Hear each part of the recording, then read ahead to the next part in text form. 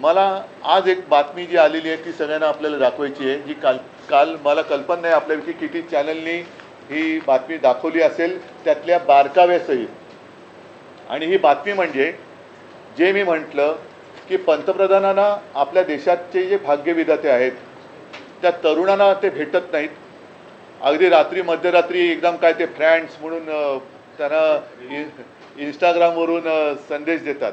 म्हणजे आता ही एक बघण्यासारखी गोष्ट आहे की कोरोनाच्या काळामध्ये जेव्हा मी फेसबुक लाईव्ह करत होतो तेव्हा मला जे उपदेश देत होते की फेसबुकवरून सरकार चालत नाही, आता इंस्टाग्रामवरून सरकार चालवण्याची वेळ आलेली आहे.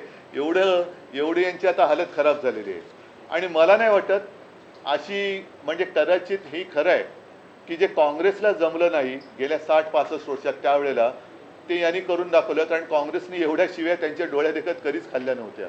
तेवढ्या शिव्या आणि नालस्ती पंतप्रधान, माननीय पंतप्रधान आणि गृहमंत्र्यांच्या वाटेला आलेल्या आहेत. साहजिकच आहे, परत एकदा सांगतो की या तरुणांना भेटण्यासाठी यांच्याकडे वेळ नाही किंवा त्यांना कमीपणा वाटतो. मात्र जे गद्दार शिवसेना चोरून शहासेना ज्यांनी स्थापन केलेली आहे आणि स्वतःला जे शिवसेना म्हणून मिरवत आहेत ते गद्दार काल पंतप्रधानांना जाऊन भेटले. त्यांना भेटायला पंतप्रधानांकडे वेळ आहे. शहासेनेचे प्रमुख शहा काल मुंबईत होते. त्यांचं स्वागत त्यांनी ठेवलेल्या या गद्दारांनी केलं असेलच. मात्र हे गद्दार खासदार यांना भेटायला मोदींना वेळ आहे. मोदी त्यांना नुसते भेटलेच नाही तर मोदींनी जे काय त्यांना सांगितलं की जसं आपण म्हणतो की स्वामी समर्थांना आपण एक त्यांच्या चरणी लीन होतो, याचं कारण का की संकटाच्या वेळेला आपल्या पाठी कोणीतरी आहे. म्हणून स्वामी समर्थांचं जे वाक्य आहे की भिवू नकोस, मी आहे तुझ्या पाठीशी, तसं आता मोदी नवीन स्वामी झालेत की काय.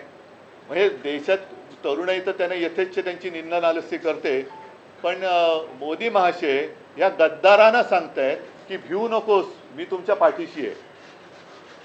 म्हणजे हे एक म्हणजे फार विचित्र आहे. आणि आता या गद्दारांना चिंता कसली आहे, कारण वॉशिंग मशीनमध्ये गेलेत, यांना आता यांच्यावरचे डाग तर धुतले गेलेत, मात्र गद्दारीचा डाग हा धुतला जात नाही आहे. तो डाग धुणारं वॉशिंग मशीन अजून भाजपकडे आलेलं नाही आहे. हे बाकीच्यांकडे फोटो आलेले आहेत. काल त्यांची भेट झाली. परत एकदा सांगतो की देशातले तरुण तिकडे त्यांच्या न्याय हक्कासाठी आंदोलन करताना त्यांच्यावरती लाट्या काठ्या गोळ्या चालवतात. त्यांना तुम्हाला भेटता येत नाही आणि बेशरमपणाने गद्दारांना नुसते भेटत नाही तर मी तुमच्या पाठीशी आहे हे सांगतायत. तर हे वाक्य त्यांनी तरुणांना सांगायला पाहिजे होतं की कशाला तुम्ही घाबरताय, मी तुमच्या पाठीशी आहे, काही काळजी करू नका, मी देशाचा पंतप्रधान आहे, मी तुमचा मोठा भाऊ म्हणा किंवा आजोबा म्हणा काय असेल ते, किंवा फ्रेंड्स म्हणा आहे, तो तुम्ही भिवू नका, मी तुमच्या पाठीशी आहे.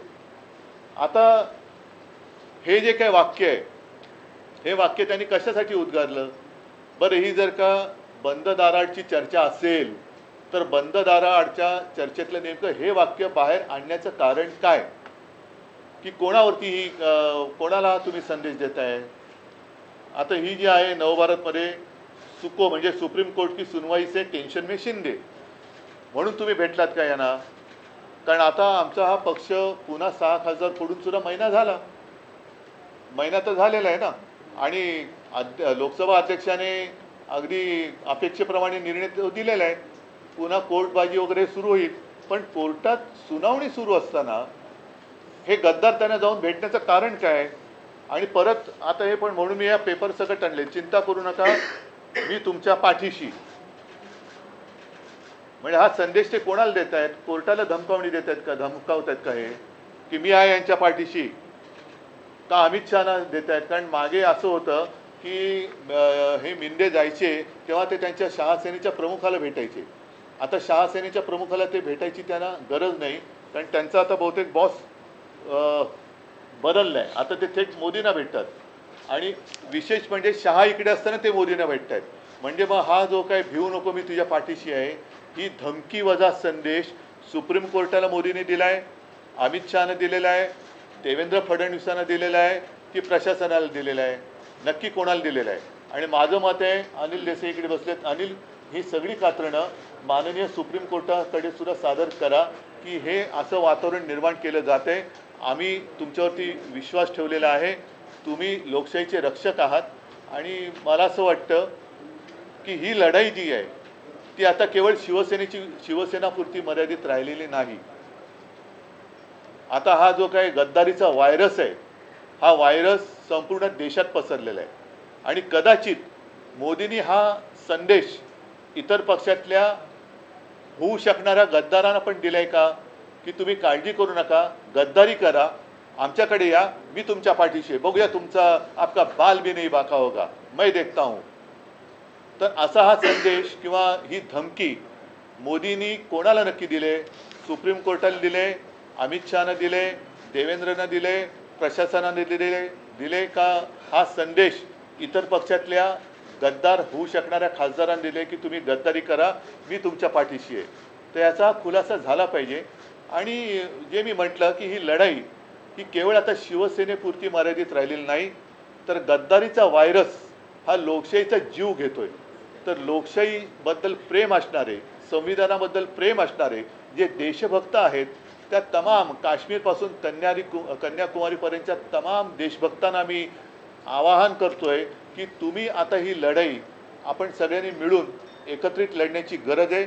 देशाचं संविधान आणि देशाची लोकशाही वाचवण्याचं कर्तव्य हे आपल्याला करावं लागणार. देशातला तरुण तर त्याचं तर आता माथं भडकलं आहे, त्यांच्याबरोबर आता यांनी कितीही प्रयत्न केला तरी ते त्यांचं प्रवचन ऐकायला तयार नाहीत. आणि म्हणून एकदा सांगतो की ही गोष्ट गंभीर आहे, ही आम्ही सर्वोच्च न्यायालयाच्या निदर्शनास नक्की आणून देणार आहे. पण मोदींनी सांगायला पाहिजे की हा धमकीवजा संदेश तुम्ही नेमका कोणाला दिला आहे आणि गद्दारांना आता नेमकं भय कसलं आहे? वॉशिंगमध्ये धुवून घेतल्यानंतर सुद्धा तुम्ही पुन्हा का घाबरून तुमची पळापळ का होते, का शेपट्या घालून तुम्ही मोदींकडे जात आहे? तर ह्याचा खुलासा व्हायला पाहिजे.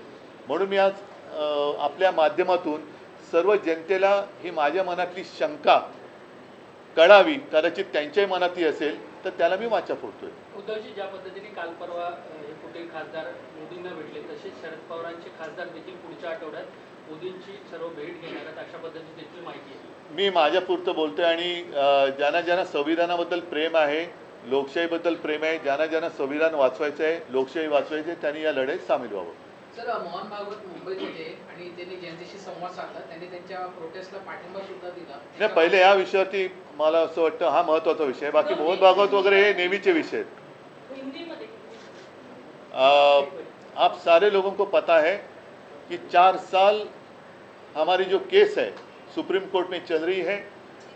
अब ऐसे लग रहा है कि लास्ट जो क्या म्हणते हैं अंतिम टप्प्यात वो सुनवाई आ रही है और लगातार हो रही है. जैसे पिछले हफ्ते में 2 दिन लगातार सुनवाई हुई, अगले हफ्ते में भी होने जा रही है. हम उसके बारे में तो कुछ कहते नहीं कि क्योंकि हमारा पूरा विश्वास अदालत पर है. लेकिन जिस तरीके से मोदी जी कल गद्दारों के साथ उन्होंने एक मीटिंग की, मोदी जी को जो भी हमारे जेनजी वहाँ जंतर मंतर पर बैठे थे, आंदोलन कर रहे थे, उन्हें मिलने के लिए समय नहीं है. उनके ऊपर तो लाठियाँ बरसाई गई, सिर्फ इतना ही नहीं, लाठियों को किले लगाए गए, टीयर गैस छोड़ा गया, बहुत ही क्या कहते हैं वो शब्द है, बर्बरता के साथ उनके ऊपर अत्याचार किए गए, जैसे कि जालियनवाला बाग ही वहाँ हो रहा है. तो उनको मिलने के लिए उनके पास समय नहीं है. आधी रात वो इंस्टाग्राम पे उनको मैसेज देते हैं फ्रेंड्स करके, तो ऐसे फ्रेंड्स को मार पीट कर कोई दोस्त नहीं बनता. तो उन्हें मिलने के लिए समय नहीं है. मोदी जी को संसद में आने के लिए समय नहीं है, लेकिन गद्दारों को मिलने के लिए समय है. इतना ही नहीं, गद्दार तो गद्दार ही है, लेकिन उनको एक अभय दिया जा रहा है कि आप डरो मत, मैं आपके पीछे हूँ, मैं आपके साथ हूँ. तो ये जो संदेश है, ये जो मैसेज है, क्या ये धमकी है? और ये धमकी है तो किसको दी है? क्या सुप्रीम कोर्ट को आप डराना चाहते हैं कि डरिए, आप ये नहीं करिए, ऐसा करिए, ऐसे ही करना होगा क्योंकि मैं इनके साथ हूँ. तो ये जो मैसेज है आपने किसको दिया है? सुप्रीम कोर्ट को दिया है, अमित शाह को दिया है, क्योंकि आज तक कभी ऐसे हुआ नहीं था.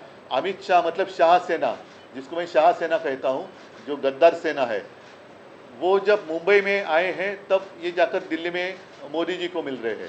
तो अमित शाह को मैसेज दिया है, देवेंद्र जी को दिया है, प्रशासन को दिया है, या अन्य सारे पार्टी में जितने लोग गद्दारी करना चाहते हैं उनको एक मैसेज दिया है कि आप बिंदास गद्दारी करो, आपका बाल भी नहीं बाकी होगा, बाका होगा, मैं आपके साथ हूँ। सर, क्या आपको लगता है इस मुलाकात से जो कोर्ट में केस चल रहा है उस पर असर पड़ेगा? शायद ये कोशिश है, या असर तो नहीं पड़ने देंगे, इतना तो भरोसा हमारा अदालत पर या चीफ जस्टिस साहब के ऊपर है, लेकिन क्या ये कोशिश तो नहीं है। यही हमारे मन में आशंका है कि क्या मोदी उनको डराना चाहते हैं, सुप्रीम कोर्ट को डराना चाहते हैं कि आप देखो ऐसे करेंगे तो मैं इनके साथ हूँ। ये क्या है? क्यों गद्दारों के साथ प्रधानमंत्री, देश का प्रधानमंत्री गद्दारों के साथ क्यों बात कर रहा है? युवाओं के साथ क्यों नहीं और गद्दारों के साथ क्यों? उद्धवजी 3 ते 4 वर्षापासून या पक्ष चिन्हाच्या संदर्भातली सुनावणी सुरू आहे. ती सुनावणी कदाचित अंतिम टप्प्यात आली असं म्हणलं की त्या दरम्यान या सगळ्या घडामोडी घडतात. त्यामुळे न्याय मिळेल किंवा निकाल लागेल असं वाटतंय. हम तो पिछले 4 साल से इंतजार कर रहे हैं की 4 वर्षात आम्हाला असं वाटते की आता लागेल, पण ते पुढे चाललेलं आहे. आता मात्र ज्या पद्धतीने प्रश्नोत्तरं चाललेली आहेत, माननीय न्यायमूर्ती सुद्धा आमच्या वकिलांना प्रश्न विचारतात की जे प्रश्न निवडणूक आयोगाने विचारायला पाहिजे होते. आणि एक गोष्ट महत्त्वाची आहे की निवडणूक आयोगाने जे बिनधास्तपणाने सांगितलं की आमच्या पक्षाची घटना त्यांच्याकडे नाही. अरे नाही तर आमच्याकडे मागायची, आम्ही दिलेली होतीच, पण नाही म्हणून तुम्ही, याला काहीच अर्थ नाही आहे की घटना नाही म्हणून तुमचं, घटना आम्ही दिलेली होती. जर तुमच्याकडे घटना गहाळ झाली असेल तर आमच्याकडे मागा, आम्ही तुम्हाला पुन्हा घटना देऊ, पण घटना नाही म्हणून तुम्ही निकाल नाही बदलू शकत. तर ह्या अशा काही गोष्टी ज्या आहेत जे या वेळेला पहिल्या प्रथम ही प्रश्नोत्तर होत आहेत, म्हणून आम्ही आशादायी आहोत. आम्हाला कोणावरही अन्याय करून निकाल नको आहे. संविधानानुसार आम्हाला निकाल पाहिजे. जर संविधानानुसार पाहिलं तर हे गद्दार यांनी सरकार स्थापनच करू शकत नव्हते, अशी ही परिस्थिती आहे. तुम्ही पत्रकार परिषदेच्या वेळेस उल्लेख केला की कमी दाबाचा पट्टा निर्माण झाला आणि वादळापूर्वीची शांतता आहे. नक्की यातून तुम्हाला नक्की काय म्हणायचं? त्यातून असं आहे की देशात आता सगळे लोक बोलायला लागलेले आहेत. देशात सगळे लोक आता या मोदी सरकारविरुद्ध बोलायला लागलेले आहेत, कारण आता फसवणुकीचे दिवस गेले. आजचे दिन वाट बघता बघता अत्यंत वाईट दिवस यायला लागलेले आहेत आणि हे याच्यासाठी लोकांनी सरकारला पाठिंबा नव्हता दिला. गद्दारी करून सरकार वाचवणं याच्यासाठी ज्यांनी कोणी मतं दिली त्यांनी मोदींना मतं नव्हती दिली. उद्धवजी, एकीकडे मोहन भागवत तरुणांशी संवाद साधतात, दुसरीकडे मुंबई, पण तरुण ऐकायला तयार नाही आहेत. मोहनजी काल आले होते, तरुणांशी एक संवाद साधण्याचा त्यांनी एक केविलवाणा प्रयत्न जरूर केला, पण त्यातनं बाहेर पडलेल्या तरुणांची जी काय प्रतिक्रिया आहे ते कोणी ते ऐकायच्या मानसिकतेत नाही आहेत. त्यांचं म्हणणं की तुम्ही आत्ता काय करताय आणि प्रवचनं काय देतायत तुम्ही, हे सुधरत का नाही आहे? सरकार तुमचं आहे ना, सरकार तुमचं आहे, तुम्ही मेहनत करून आणलेलं सरकार आहे. हे सरकार असं वागताना तुम्ही गप्प का बसलात? का तिकडे जाऊन भेटला नाहीत लोकांना? आणि तिकडे आत्तासुद्धा अमित शहाचा राजीनामा मागितला जातोय. जर RSS सरकार चालवत असेल आणि RSSचं भाजप ऐकत असेल तर मोहनजींनी मुलांशी संवाद साधण्याच्या आधी अमित शहाचा राजीनामा घेऊन मग साधायला पाहिजे. तरुणांच्या आणि पंतप्रधानांचे अनेक ठिकाणी पोस्टर्स लागलेले, जनजी विथ PM आणि अशा पद्धतीचं. नाही, हे भाडोत्री लोक आहेत. या भाडोत्री ही आता काय झाले, भाजपला आता फेस सेविंग राहिलेलं नाही आहे, कारण त्यांच्या तोंडाला फेस आला आहे. म्हणून जसं ते ट्रोलर गँग आहे, हे गँग आहे, त्या गँग आहे, तशी त्यांची पोस्टर गँग आहे. सोडून द्या. मला हा विषय फार आता महत्त्वाचा वाटतो की आमच्या केसची सुनावणी सुरू असताना जे पंतप्रधान जेनझींना नाही भेटले ते पंतप्रधान गद्दारांना भेटत आहेत आणि गद्दारांना सांगतात की भिवू नका, मी तुमच्या पाठीशी आहे. हे फार आक्षेपार्ह आहे आणि ह्याची दखल आम्ही तर घेतोच आहोत, जनतेने घेतली पाहिजे, पण सर्वोच्च न्यायालयाने सुद्धा घेतली पाहिजे आणि विचारलं पाहिजे की नेमकं तुम्ही कोणाला बोललेला आहात. सर, तुम्ही हा मुद्दा न्यायालयात मांडणार का? यांची भेट झाली आणि नेमकं हेच का? नाही, आम्ही ते मांडू आता, पण हे मी जनतेच्या न्यायालयात तर पहिल्या प्रथम मांडतोय. जनतेच्या न्यायालयात आपल्या माध्यमातून मी मांडतोय आणि हे आक्षेपार्ह आहे. पहिली गोष्ट, कोणाच्या पाठीशी वगैरे हा तर भाग वेगळाच, पण गद्दारांना आमच्या देशाचा पंतप्रधान भेटतोय आणि गद्दारी केल्याबद्दल भिवू नका, मी तुमच्या पाठीशी सांगतोय, हे फार निंदनीय आहे. ठीक आहे, चला, धन्यवाद. छोड़ दो ना, इतना इम्पोर्टेंट क्यों दे रहे हो उसको? जो आए और गए भी, नहीं नहीं नहीं, वो आए भी और गए भी, किसी ने गंभीरता से लिया भी नहीं। नहीं, मैंने उनको मैं नहीं दे रहा हूँ इम्पोर्टेंस, मेरे लिए देश का नहीं नहीं नहीं, इसलिए मैं नहीं देना, इसलिए मैं नहीं बोलना चाहता। नहीं, कहाँ पे? नहीं, उनके साथ भी वहाँ की सरकार ने डायलॉग करना चाहिए, और बच्चे हैं उनके साथ बात होनी चाहिए, करनी चाहिए, वो क्या मांग रहे हैं, क्या करना चाहते हैं, क्या चाहते हैं, तो बातचीत तो होनी चाहिए। क्या आप लोग जाएंगे उनसे मुलाकात करने जैसे आप दिल्ली गए? करेंगे, कोशिश करेंगे, अगर चाहे तो मैं जाऊंगा भी, ऐसी कोई बात नहीं है। ठीक है, फिलहाल मैं दोहराता हूँ, जिस तरह से प्रशांत किशोर की जीत हुई और फिर नहीं छोड़ो ना, अभी इस मुद्दे से आप गुमराह नहीं करना किसी को। ये मुद्दा आज के दिन महत्वपूर्ण मुद्दा है। मैं दोहराता हूँ कि प्रधानमंत्री जी को जेनजी के साथ मुलाकात करने के लिए या डायलॉग करने के लिए समय नहीं, लेकिन गद्दारों के साथ वो डायलॉग कर रहे हैं, और इतना ही नहीं, उनको एक वो आश्वस्त कर रहे हैं कि आप डरिए मत, मैं आपके साथ हूँ। तो ये बहुत ही गंदी बात वो कर रहे हैं। इस तरीके से प्रशासन, उनसे हमें अपेक्षित नहीं था। सर, पीएम जो मुलाकात कर रहे हैं, लोकसभा में बहुत सारे बिल आने वाले हैं, डिलिमिटेशन का बिल है। नहीं, ठीक है, वो उसके ऊपर जब की तब बात करेंगे। चलो, धन्यवाद सगळ्यांना। बाबा खूप बोर होत आहे, काहीतरी नवीन फ्रेश ऑर्डर करा ना. माझ्याकडे एक सरप्राईज आहे. गोकुळचा आस्वाद परंपरेचा गोकुळ आईस्क्रीम सोबती प्रत्येक क्षणाचा गोकुळ आईस्क्रीम.